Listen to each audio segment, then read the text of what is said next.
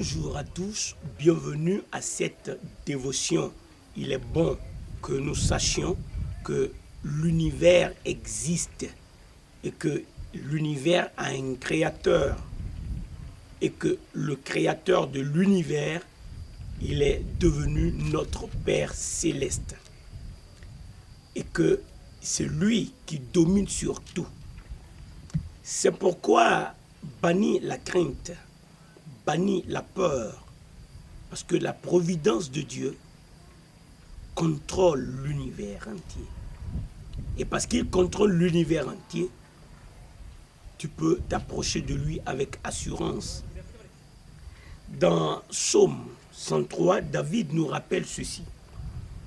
L'Éternel a établi son trône dans les cieux et son règne domine sur toutes choses. Cela attire mon attention. En ce qui concerne son trône, il a établi non sur la terre, mais dans les cieux. Et concernant son règne, ce n'est pas simplement ou uniquement dans les cieux, mais son règne domine sur toutes choses. Cela est très profond quand il s'agit d'invoquer Dieu, quand il s'agit de placer sa confiance en l'Éternel.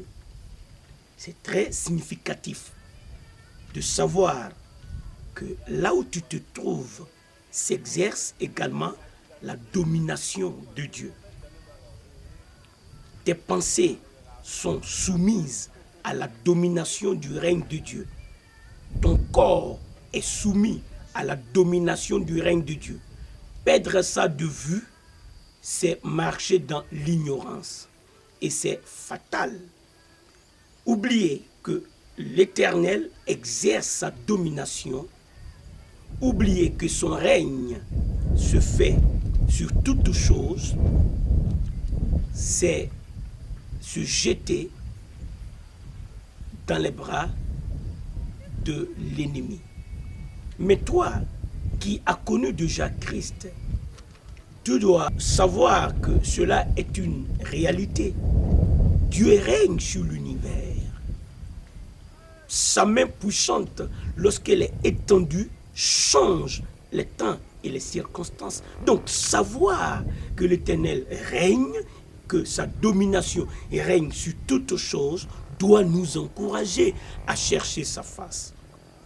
David, après avoir rappelé ceci, a dit « Bénissez l'Éternel, vous, ses anges, qui êtes puissants en force et qui exécutez ses ordres en obéissant à la voix de sa parole. » David invite les anges de bénir l'Éternel, car la force dont ils sont dotés ne vient pas d'eux. S'ils peuvent se tenir devant Dieu pour exécuter ses ordres, pour obéir à sa parole, à ses ordres, c'est parce que c'est Dieu qui les a créés et c'est lui qui les a commis à cette tâche. Ils sont également l'armée céleste. Et David lance l'appel, il dit « Bénissez l'Éternel, vous toutes ses armées, qui êtes ses serviteurs et qui faites sa volonté. » Donc, il s'agit de toi, il s'agit des anges, ceux avec qui Dieu travaille avec toi, Dieu est à l'œuvre dans ta vie. Il te connaît, il connaît ta vie. Si tu es déjà en Christ, l'appel t'est lancé, l'invitation t'est faite. Bénis l'Éternel. Vis pour donner gloire à l'Éternel. Vis pour honorer Dieu. Et David continue son invitation, il dit « Bénissez l'Éternel, vous, toutes ses œuvres, y compris toi qui m'écoutes. » Si tu n'as pas encore reçu Christ, tu dois savoir que ce Dieu qui règne sur toutes choses et qui a établi son trône au ciel, c'est lui qui règne sur l'univers. Il a choisi de payer le prix pour que tu viennes à lui et que tu sois un ayant droit de sa bénédiction, de sa grâce et de son abondance, que tu puisses faire partie de sa famille. C'est pourquoi Jésus-Christ est venu.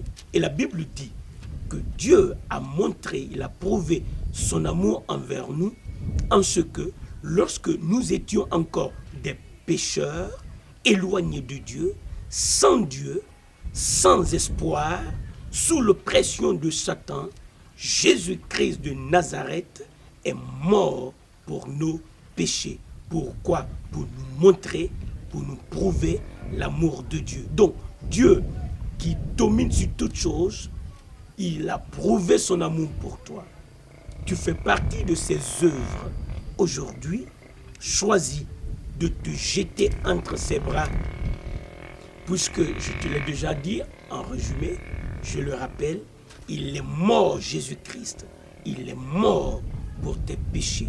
Si tu peux confesser, tu peux dire aujourd'hui que Jésus est ton Seigneur et que tu peux croire dans ton cœur que Dieu l'a ressuscité des morts.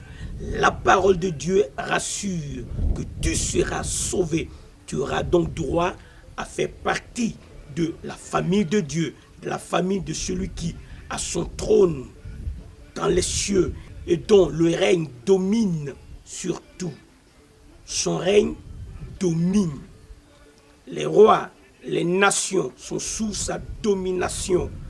Lui, il décide, et ce qu'il décide, c'est ce qui s'accomplit. Il ordonne et les anges exécutent ses ordres. Viens à lui aujourd'hui, soit de sa famille, soit sa propriété. Il te veut, c'est pourquoi il a payé le prix. Accepte le bras étendu de Dieu. Dieu t'étend son bras pour te sauver, pour te libérer. Satan veut détruire, il veut égorger, il veut tuer. Mais Jésus-Christ est venu pour te donner la vie. Toi qui n'as pas encore reçu Christ, ces paroles sont pour toi. Viens, écoute ce que David a dit après avoir invité tout, absolument tout, depuis les anges jusqu'à toute œuvre créée par Dieu, à bénir l'Éternel. Comment David termine? Il dit, mon âme bénit l'Éternel. Alléluia. Tu peux aussi le dire quand tu recevras Christ. Si tu as déjà reçu Christ et que par les soucis de la vie, à cause des plaisirs de ce monde, tu as brisé la communion avec Christ, le moment est venu de revenir. Et tu peux faire cette prière avec David, mon âme bénit l'Éternel, et tu ne le regretteras pas. Maintenant, tu comprends que c'est lui qui règne, c'est lui qui a la domination, qui règne. Son règne domine sur toutes choses. Alors, n'oublie pas que tu ne peux rien faire à succès sans Dieu. Non, tu ne peux pas laisser ta vie en ton pouvoir. C'est pourquoi je veux prier avec toi. Père Saint, au nom de Jésus-Christ, que ceux qui ont brisé la communion avec toi reviennent. Qu'ils reviennent, je te le demande. Que ceux qui sont jamais entrés, ne sont jamais entrés dans cette communion, entrent maintenant dans le nom de Jésus-Christ. Alléluia.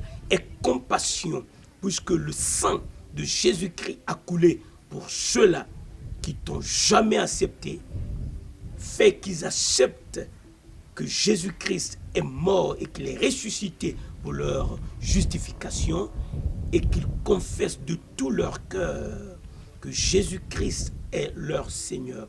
Le faisant, donne-leur la vie. Je te prie au nom de Jésus-Christ.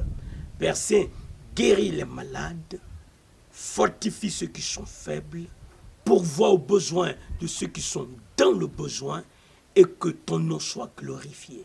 Alléluia. C'est dans le nom de Christ Jésus que nous avons prié. Amen.